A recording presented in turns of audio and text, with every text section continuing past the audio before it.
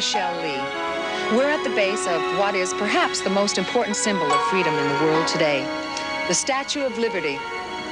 Our reason for being here goes beyond illusion or entertainment. The United States government has granted permission for David Copperfield's attempt to vanish the Statue of Liberty. Why? David will explain later. Good evening. I'm William B. Williams. Last year, David performed the world's largest illusion when he vanished a 7-ton jet airplane. Now, to give you an idea of the magnitude of tonight's illusion, the statue's arm alone is longer than that airplane. The Statue of Liberty measures 305 feet in height and weighs an incredible 450,000 pounds. The statue was designed and constructed in France back in 1884 by a sculptor named Frederick Auguste Bartholdi and raised over New York Harbor in 1886 after being shipped here in separate pieces. There have been many theories on how David would accomplish this incredible illusion. For instance, it would take 26 helicopters to lift the separate pieces straight up if it were possible to detach the statue from the fort below. Another theory is to lower the statue into the ground, but because of its size and weight, it would take an elevator more than 15 minutes to get the statue below the fort level if such a device existed. Approval for this event came from our government. Their officials informed me of the presidential-appointed fundraising commission for the statue's restoration, headed by Lee Iacocca. By 1986, she'll be as good as new. It was necessary to erect 2 scaffolding towers 200 feet in front of the statue.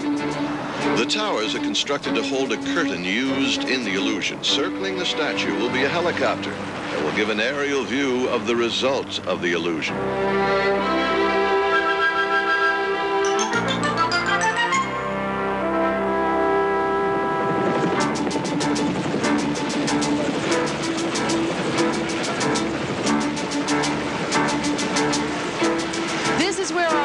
Will sit. The chairs are in a reclined position so that our audience can have a good view of the statue.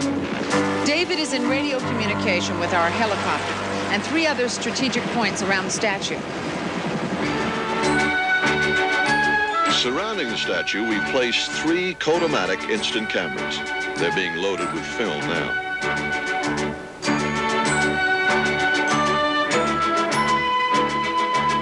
These cameras will eject their instant photographs into these locked boxes. They'll be set off before the illusion begins and take continuous photographs in sequence to provide photographic proof of the statue's disappearance from 3 different angles around the statue. These young ladies will stand in front of the units and will remain with the cameras until we're finished. The members of our audience here are from all walks of life. They will be the jury for those back in our studio and all of you throughout the world watching this on TV.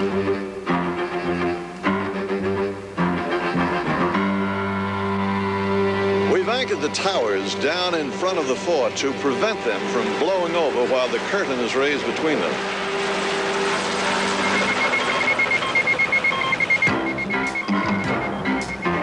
Display on this radar screen shows the statue's existence.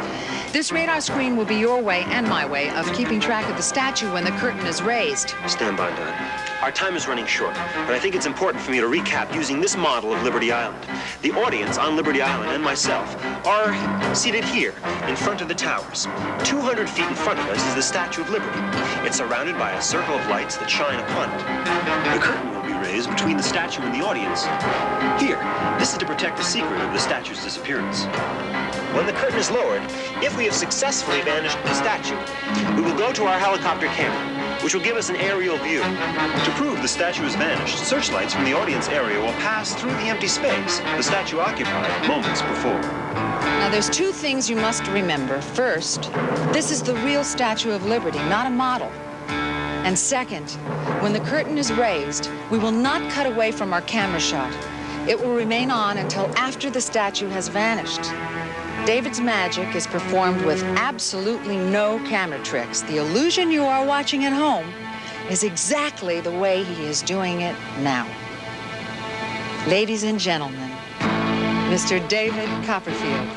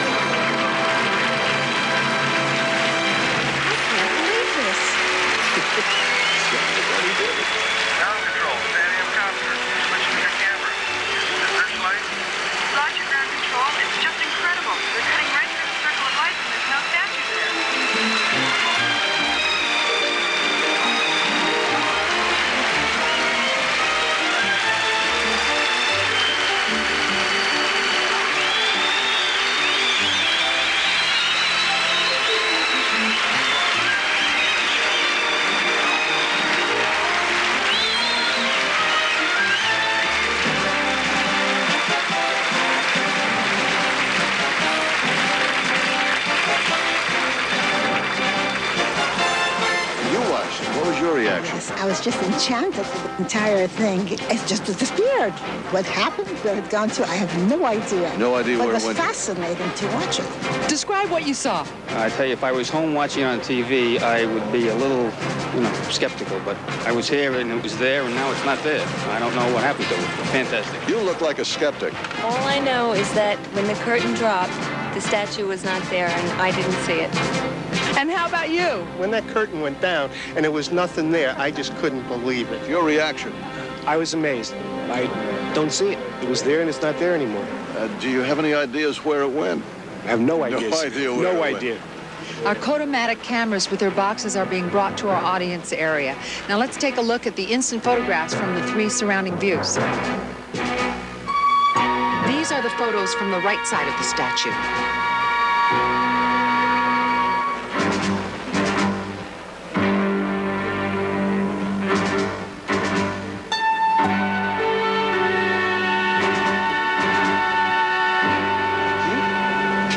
Criss in the back.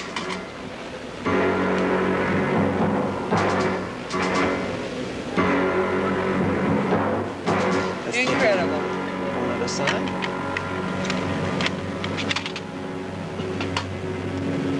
And finally, from the left side. I have never seen a Statue of Liberty disappear the way this one did.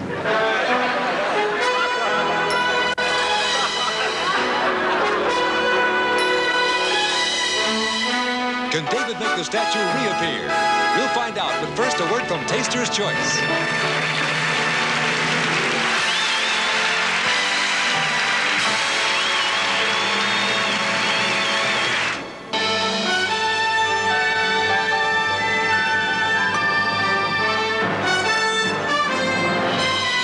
I want to tell you why I did this.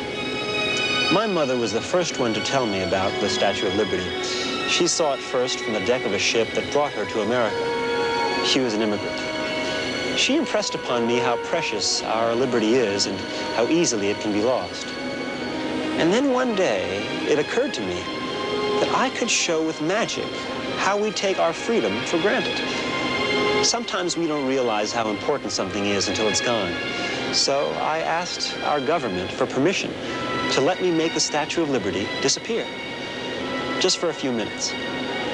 I thought if we faced emptiness, where for as long as we can remember, that great lady has lifted up her lamp, why then we might imagine what the world would be like without liberty, and we'd realize how precious our freedom really is. And then I would make the Statue of Liberty reappear by remembering the word that made it appear in the first place.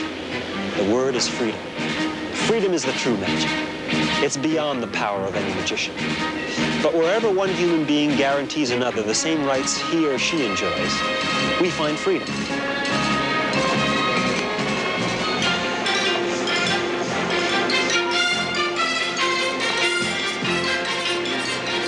How long can we stay free? For just as long as we keep thinking and speaking and acting as free human beings. Our ancestors couldn't. We can. And our children will.